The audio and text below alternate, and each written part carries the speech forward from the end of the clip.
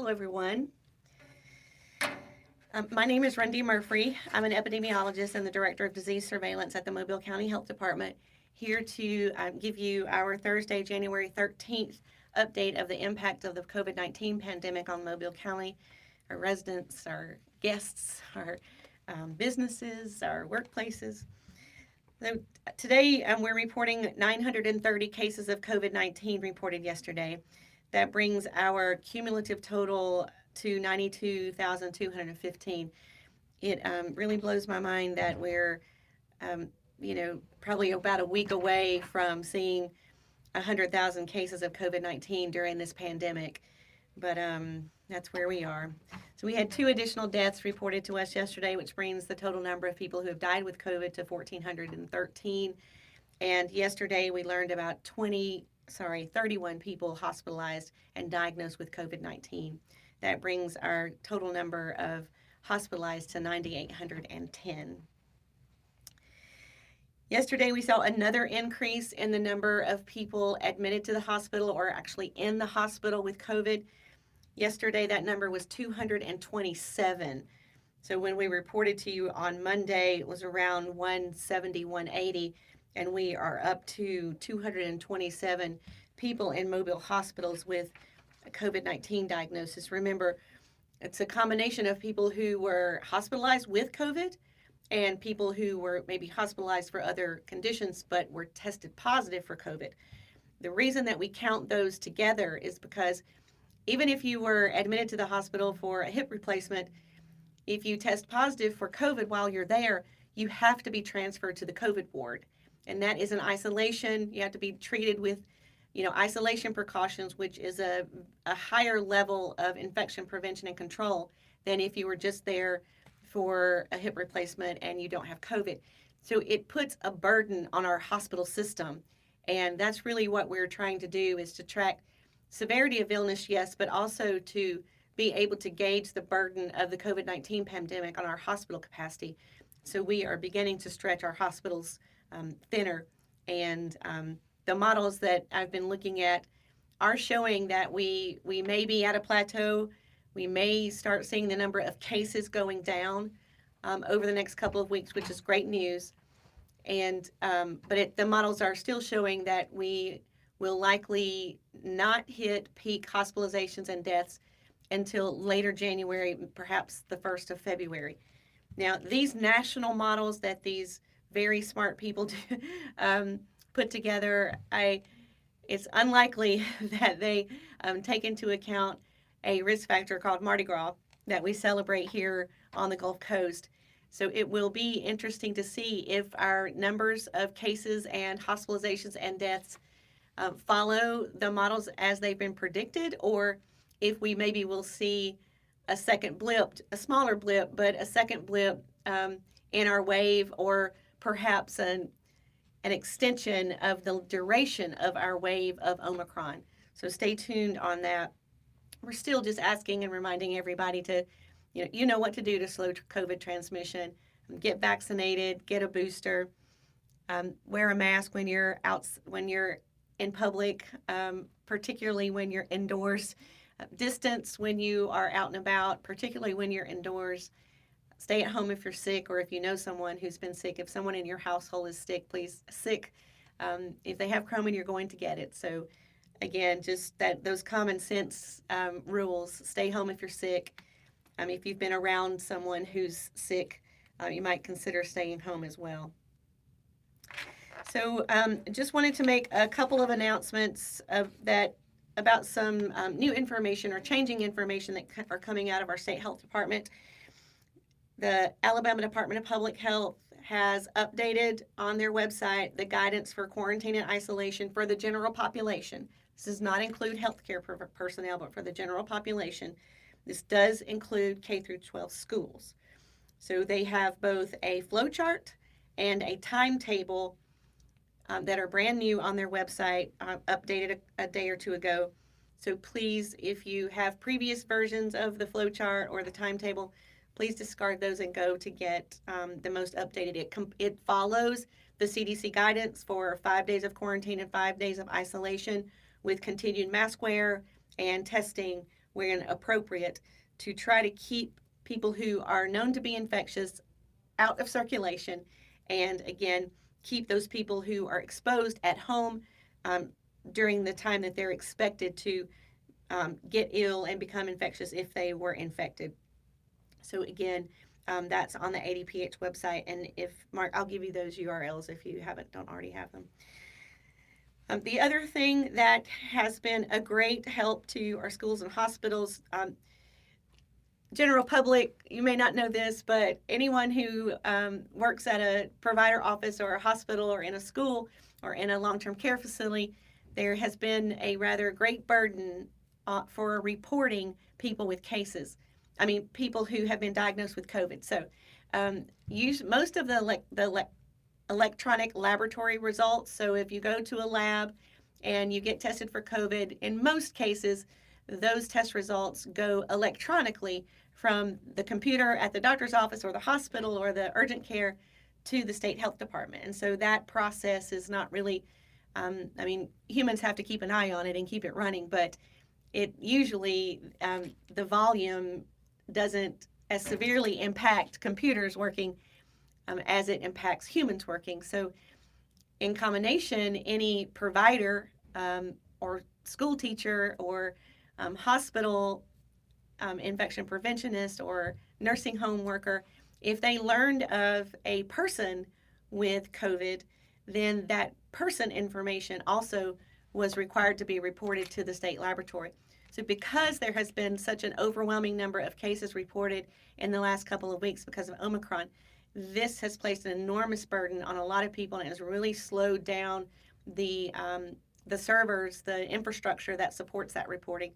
So the state health department made a decision to try to relieve some of the workload on both the system and schools and hospitals by discontinuing the requirement for schools, K through 12 schools, to discontinue the requirement for them to enter individual case reports, and for hospitals to discontinue entering individual case reports into that state system called, a lot of people call it the report card. Most people call it the report card.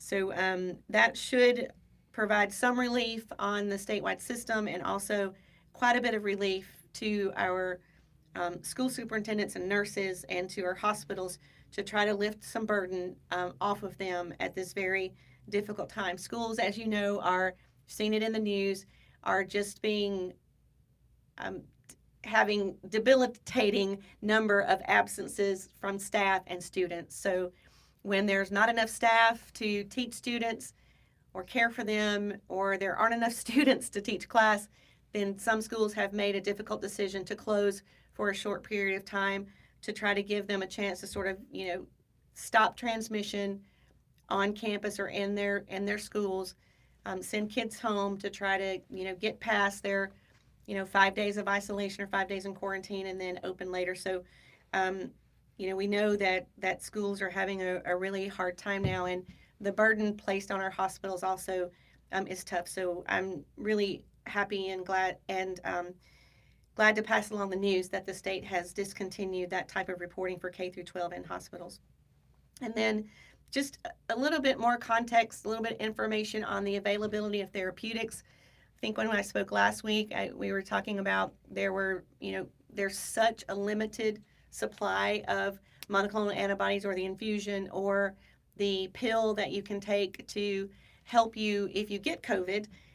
There were such short supplies that it was really shocking, but it's improved a little bit. So I just want to give you those numbers to put it in perspective, is that statewide, the state of Alabama received around 650 courses of sotrovimab, or they were allocated around 650 courses of the sotrovimab infusion that works for people that have Omicron. Again, this is for the entire state. So those 650 or so were distributed to just over 100 providers. So those 100 providers got 6 courses of treatment for this allocation, so they could treat 6 people. So those are still quite short supplies of monoclonal antibody, but it has gotten quite a bit better since we last spoke. And then on the prescription pill that you can take, the antivirals, there is a website that's active now, healthdata.gov, or you can Google COVID-19 Public Therapeutic Locator. I'll give you that too, Mark, so that you can put that on there. It's a place for providers to go and get an idea about where there might be pharmacies that have these prescribed antivirals. So in the last allocation, but last week when we talked about it, the allocation, they were able to fill orders for 39 providers. With this week's allocation, the state health department was able to fill 67 orders. So this is a great improvement over in just 1 week. So this week, 67 pharmacies got 20 courses of Paxlovid. So last week there was one Walmart pharmacy that got 20 doses, and this week there are 13 Walmarts or Sam's in Mobile County that received or were allocated 20 doses of the antiviral. 1 in Saraland, 1 in Theodore, 1 in Sims, and 10 in Mobile. And again, that information is publicly available, but a patient should not call a pharmacist or a pharmacy trying to get an antiviral. It has to be ordered by the providers. So please, if you are recently diagnosed, within a day or two of being diagnosed and you're very early in illness, then, contact your provider to see if, again, if you're sort of predisposed to severe complications or severe illness, then that's the situation where someone might qualify for getting this antiviral pill that you can get with a prescription. Diagnosis in the last 5 days, early in illness onset, and at risk for severe illness. All right, some of the hospital numbers, and then I'll answer some questions. Some of the answers to questions may be in what I'm about to say, so I'll restate them if they are. So we've been giving a little bit more information on the hospitalized folks, right, to sort of get us an idea about severity of illness. And yes, hospitalizations are going up. We've been seeing that steadily going up. Yesterday, 227 people hospitalized. If we look in the people that have been discharged in the last 14 days, presumably all of these with Omicron, so people discharged in the last 14 days, there were 291. 12% of those required intensive care. And of the ones that required intensive care, around 40% of them required mechanical ventilation. So that's good news in that, 88% of the people who were hospitalized and discharged in the last 14 days, their average stay in the hospital was 5 days. So that implies a less severe course of illness. Now, you have to remember about 1/3 of these people were vaccinated. Sorry, about 2/3 of people hospitalized are vaccinated. No, sorry, let me just start over, Mark. Just, get the shepherd's hook out and pull me to the side. So of the people who were hospitalized in the last 2 weeks, 66% of them are unvaccinated and 30% of them are vaccinated. So of the people that are being hospitalized, yes, we are seeing a shorter course of illness. 2/3 of them are unvaccinated, 1/3 are vaccinated. I got it right that time. Mark's giving me the thumbs up. We also get some questions about sort of the age distribution and underlying medical conditions. And yes, greater than half of the people hospitalized are 50 or older.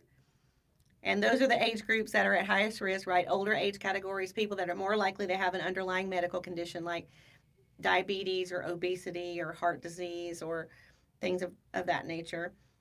So, less than half are less than 50. Interestingly, 10% right now are under the age of 18. So again, of the people who've been hospitalized in the last 14 days, about 10% of them were children. All right, so let me answer a couple of questions. All right, somebody asking about this symptom, this sign called Perasmia, Parosmia. Basically, it's kind of the opposite of losing your taste. It's like tasting something that smells or tastes really, really bad, a really rancid taste in your mouth, or, again, where, maybe you taste some warm bread that should taste really good, but it just tastes, rotten and turns people's stomach upside down. So there have been reports of this in the press recently. This comes up every once in a while. We kind of, as the news ebbs and flows, things like this come up after a couple of months, but we've talked about it before, Perasmia. So we do hear about it. It happens rarely. It can be not just a sign of a COVID infection. It could also be that you're recovering smell, right? So let's say if you lost your taste or smell and you're getting better, and your olfactory neurons are starting to fire again, you may have a very bad smell or bad taste before you get back to normal. So again, this Perasmia being this, some things just taste really rotten. So there is no treatment other than, just sort of continuing to, take care of yourself to try to clear your viral infection. And then it may clear, it may take, a couple of weeks, it may take a couple of months, but there is no specific treatment for it that I know of. Yes, it's people who suffer from it are, talking about things like depression and weight loss because they're just, over it, that everything tastes so bad. But it is something that happens rarely. And so, learning a lot about it is slow because there are so few people that suffer from it. So again, it has been shown that bacterial or viral infections, particularly upper respiratory infections, that the virus, damages your neurons that produce scent, so these olfactory senses, and it damages the neurons that line your nose, and those are the neurons that tell your brain how to interpret, the chemical or the smell that you are smelling. It can also be caused by head or brain trauma, smoking, or some chemical exposure, again, damage to those olfactory senses or those neurons, cancer treatment, neurologic conditions, a tumor. Yes, so hopefully people will recover from that as their nasal passages and neurons start to improve, and you'll get that olfactory sense back. All right, what are the latest data on breakthrough infections? Well, this is a little bit difficult to know because, again, there's been such an enormous stress on the system, just an overwhelming stress on our surveillance systems. Many of them are running slowly or not connecting the way they used to connect very easily, and so we're not getting the statewide information out like we used to. But I can tell you that of the people that we test at the Festival Center, that about 13% of the people who test positive have been fully vaccinated and boosted. So in that sample, about 13% of people who test positive would be considered breakthrough cases. Again, this is not unexpected, right? It's not unexpected because we know that, the vaccines were not perfect against SARS-CoV-2. They were helpful against Alpha and Delta, but there's still, right now we have waning immunity. We have another variant out that's more infectious. So it's not a surprise that we're having breakthrough infections when we have, very low vaccination rates and super high community transmission. And then, as I mentioned, we can look at the hospitalized patients and see that about 30% of the people who are hospitalized have breakthrough COVID infections. So they are immunized against COVID and still got COVID, requiring hospitalization. And do I know the demographics of vaccinated people in the hospital? So again, all of the children that are hospitalized are unvaccinated. I think in the last couple of weeks, there have been maybe 1 or 2 children hospitalized that were vaccinated. So pretty much all the kids that are getting hospitalized are unvaccinated, which is unfortunate since we have a vaccine for everyone 5 and over. And then, of the adults, many of them, maybe as much as 40% are vaccinated. However, again, if you're in that 50 and over category, you are at higher risk of complications requiring hospitalizations because of your age or underlying medical conditions that begin developing later in life, or underlying medical conditions that you've had with you since a child. And then there is a question about how long after having COVID can you get a booster shot. So the only thing that would keep you at home from getting a booster shot when you're eligible is if you had COVID, you got to wait 10 days, right? So as soon as your isolation is, 5 days now, if you use the 5 and then mask through 10. But as soon as isolation is lifted, then you may go and get a booster dose. The only exception to that is if you got COVID and you received monoclonal antibody treatment, then we'd want you to wait 90 days before getting a booster. Any questions online?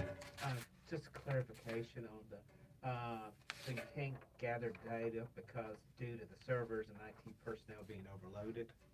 I just want more clarification. Yeah, so, all of our electronic systems are overwhelmed. That's one of the reasons that the state health department decided to discontinue reporting for schools and hospitals because all of our systems are overwhelmed. We built a system that has been tested with every wave of COVID-19. I mean, every wave we have more cases and more cases and more cases. And so many of these IT systems are being, they're taking a heavy load right now. That combined with staff outages, staff outages just don't affect healthcare providers and teachers. It's janitors and IT personnel and human resources and, people that do your payroll, that, your maintenance employees. And when you have staff outages across all components of your system and then your electronic, pipeline, that electronic highway doesn't contract and expand. It's pretty robust, but we're asking it to handle, 10 times the volume of reports and processing that we ask it to handle, 20 months ago when we started getting into this mess. So it is a challenge on all systems. Yes, it impacts human systems more severely, but even our electronic systems are stressed to the maximum right now. Can you mention Monday's time at the festival center? 9 to 2. Yeah. Mark's reminding me that we will not have Facebook Live on Monday. Our offices will be closed to the public in observance of Martin Luther King Jr.'s birthday. But our festival center location for walk-in testing and vaccination will be open to serve our community. They'll be open 9 a.m. to 2 p.m. So while the rest of our services are closed to the public, our team will be out there trying to provide this very important testing service to the public, and we're very happy to do that. So we won't see you next Monday. Depending on what's happening with, breaking news with COVID-19, we may not talk to you again until a week from today. So be safe, everybody. Remember, if you're out and about, please use your common sense and all of the prevention measures that you have to keep yourself and your family safe. We'll talk to you next week.